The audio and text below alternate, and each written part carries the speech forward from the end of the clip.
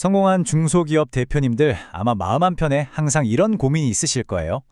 내가 평생을 바쳐 이룬 이 회사를, 이 성공을 어떻게 하면 다음 세대에게 온전히 물려줄 수 있을까 하는 거요.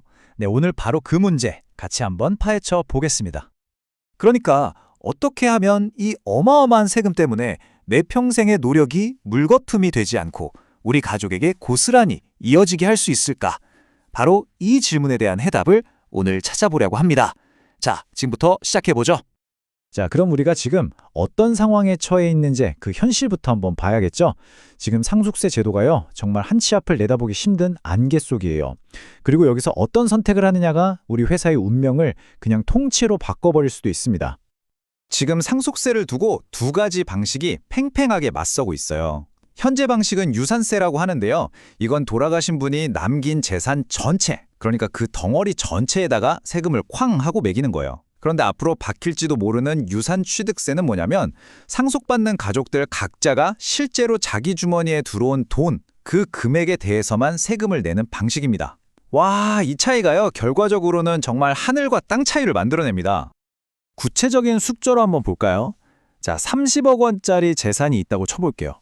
이걸 배우자 한 명이랑 자녀 두 명이 물려받는 상황이에요. 지금 방식, 그러니까 유산세로 계산하면 세금이 무려 4억 4천만 원 정도가 나옵니다. 꽤 크죠? 그런데 만약에 이게 유산 취득세로 바뀐다면 세금이 1억 8천만 원으로 확 줄어들어요. 계산해보면 거의 60%나 세금이 줄어드는 거예요. 와, 이거 엄청나죠? 자, 그런데 여기서 함정이 있습니다. 그럼 바뀔 때까지 기다리면 되겠네? 라고 생각하시면 정말 큰일 날 수 있어요. 왜냐하면 이 제도가 언제 또 어떤 내용으로 확정될지 지금 아무도 모르거든요. 그래서 가장 중요한 건 뭐다? 바로 지금 현재 제도를 기준으로 철저하게 계획을 세워야 한다는 겁니다. 현행 제도에서 또 하나 알아둬야 할 게 바로 이 연대납세 의무라는 건데요. 말이 좀 어렵죠? 쉽게 말해서 상속받은 가족들끼리 서로 세금을 대신 내줄 수 있다는 거예요. 동생아, 너 돈 없으면 내가 내줄게. 이게 가능하다는 거죠. 그럼 좋은 거 아니냐고요? 천만에요. 여기에 아주 무서운 함정이 숨어 있습니다. 내가 대신 내줄 수 있는 돈은 딱 내가 상속받은 재산만큼만 가능하다는 거예요. 그 이상은 안 돼요. 이걸 모르고 예를 들어서 아버지가 아들 상속세를 다 내주려고 본인 재산에서 돈을 꺼내줬다? 그럼 그 한도를 넘어가는 돈은 세무서에서 이건 그냥 공짜로 준 돈이네요. 증여세 내세요. 이렇게 나오는 겁니다. 와, 상속세 내려고 했는데 거기에 증여세 폭탄까지 맞는 거죠. 이게 바로 이중과세의 덫입니다. 정말 끔찍하죠. 자, 그럼 이렇게 복잡하고 어려운 문제들 도대체 어떻게 풀어야 할까요? 해답은 의외로 가까운 곳에 있습니다. 바로 대표님들이 매일같이 씨름하시는 그 회사, 바로 법인에 그 열쇠가 숨어 있습니다. 법인을 어떻게 활용하느냐가 모든 전략의 시작점이라고 할 수 있죠.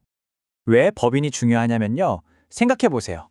대표님이 월급이나 배당으로 돈을 받아서 높은 소득세 다 내고 남은 돈을 다시 자녀에게 증여하면 또 증여세를 내야 하잖아요. 세금을 두 번 내는 거죠. 하지만 법인을 통하면 이런 이중과세의 고리를 끊고 가족들에게 합법적으로 자금을 만들어줄 수 있습니다. 미래에 상속세 낼 돈도 미리미리 준비할 수 있고요.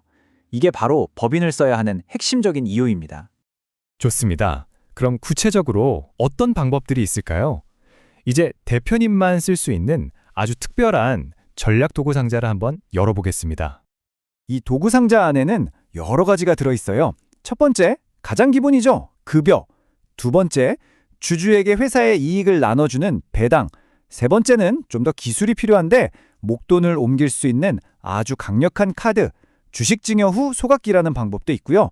마지막으로 아예 판을 새로 짜는 가족법인을 만드는 방법도 있습니다. 이 도구들을 어떻게 섞어 쓰느냐에 따라 결과는 정말 천차만별이 될 겁니다. 여기서 대표님들이 진짜 많이 헷갈려 하시는 게 있어요. 바로 급여랑 그냥 회사 돈을 주는 것의 차이인데요. 자, 우리 아들, 딸을 회사 직원으로 정식으로 등록하고 실제로 일을 시키고 월급을 준다? 이건 아주 깔끔합니다. 합법적이고 회사는 비용 처리도 할 수 있죠. 베스트예요. 그런데 일도 안 하는 가족한테 그냥 회사 돈을 쓱 뺏어준다? 이건 절대 안 됩니다. 세무당국 입장에서는 이거 회사 돈 횡령한 거 아니에요? 이렇게 볼 수 있어요. 돈을 받은 가족은 갑자기 기타 소득이라는 세금 폭탄을 맞을 수도 있고요. 이건 정말 위험한 다리를 건너는 겁니다. 그럼 배당은 어떨까요?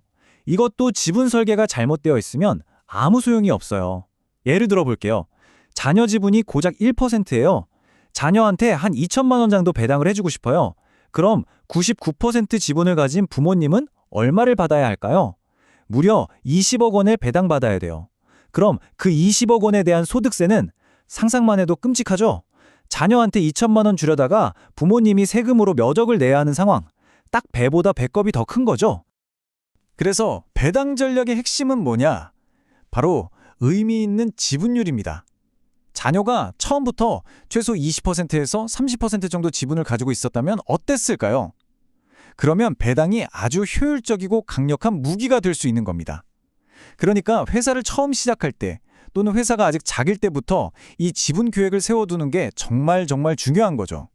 자, 그럼 지금까지 나온 전략들을 멋지게 조합해서 실제로 어떻게 문제를 해결하는지 아주 기가 막힌 플랜 하나를 보여드릴게요. 바로 생명보험을 활용하는 방법입니다. 이 플랜 정말 스마트해요. 잘 들어보세요. 첫 번째, 회사가 자녀에게 합법적으로 배당을 줍니다. 두 번째, 자녀는 그 돈으로 보험 계약자가 돼서 부모님을 피보험자로 하는 종신보험에 가입하는 거예요. 자, 여기서가 클라이맥스입니다. 세 번째, 나중에 부모님이 돌아가셨을 때 나오는 사망보험금 있죠? 이건 상속재산이 아니라 자녀의 고유재산으로 취급돼서 세금이 한 푼도 없어요. 그리고 그 비과세 자금으로 상속세를 깔끔하게 내는 겁니다. 바로 이 그림을 보세요. 이게 최종 목표입니다.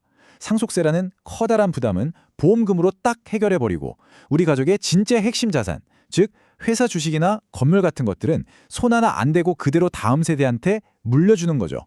급하게 재산 팔아서 세금 낼 필요가 전혀 없는 가장 완벽한 시나리오입니다. 이 플랜 하나로 우리는 토끼를 3마리나 잡는 거예요. 첫째, 골치 아픈 상속세 납부할 현금 문제 해결했죠. 둘째, 자녀에게는 세금 없는 깨끗한 목돈을 쥐어주게 되죠. 셋째, 이걸로 우리 가족의 미래 전체가 훨씬 더 안정적으로 바뀌는 겁니다. 정말 대단하지 않나요? 자, 오늘 정말 중요한 이야기들을 나눴는데요. 슬슬 마무리를 해볼까 합니다. 기억하세요. 미래는 그냥 기다리는 게 아니라 오늘 내가 어떻게 계획하느냐에 따라 만들어지는 겁니다. 이걸 꼭 기억해 주세요. 제대로 된 전문가와 함께 미리 계획만 잘 세우면 상속세 부담은 정말 드라마틱하게 줄일 수 있습니다. 아니, 아예 없앨 수도 있어요. 상속세는 피할 수 없는 재앙이 아니라 충분히 관리할 수 있는 문제라는 겁니다. 특히 우리 중소기업 대표님 일은요, 그냥 돈 많은 자산가랑은 차원이 달라요. 법인이라는 정말 남들은 가질 수 없는 강력하고 유연한 무기를 이미 손에 쥐고 계신 거거든요. 핵심은 이 무기를 언제 그리고 얼마나 똑똑하게 사용하느냐, 바로 거기에 달려 있습니다. 마지막으로 이 질문을 한번 스스로에게 던져보셨으면 좋겠습니다. 나의 회사는 지금 단순히 돈을 버는 곳인가? 아니면 우리 가족의 미래까지 든든하게 지켜줄 수 있는 성으로 잘 만들어져 있는가?